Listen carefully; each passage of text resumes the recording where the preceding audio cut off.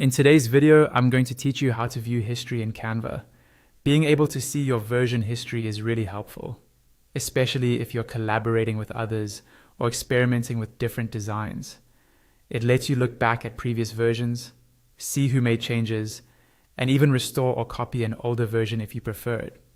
In this walkthrough, I'll guide you through exactly where to find version history in Canva and how to use it confidently. First, open the Canva design you want to review. This needs to be opened in the editor, not just in a preview. Once your design is loaded and you can see your canvas in the center, move your attention to the top bar. Near the left side of this top bar, you'll see a menu labeled File. Go ahead and click on File. A drop-down menu will appear, and in that list, you'll find an option called Version History. Click on Version History to open it. After you select this option, the page may briefly refresh or adjust its layout. This is normal. When everything loads, you'll see a panel on the right side of the screen. This is your version history panel. It shows a timeline of edits made to your design, including how long ago each edit was made and who made the change. This is especially useful in shared projects because you can quickly understand the sequence of edits and who contributed what. In this panel, you'll see different versions listed, usually grouped by time or editing sessions. To inspect a particular version, simply click on it.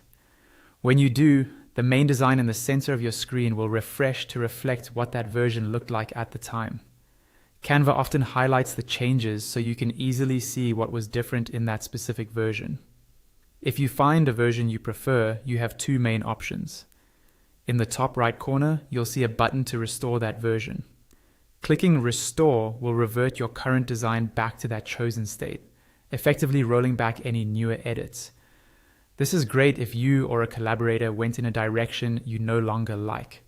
If you want to keep your current design but also save that older version, look for the option to Make a Copy. This creates a separate design based on that historical version, so you can compare, reuse, or tweak it without losing your current work. And that's it.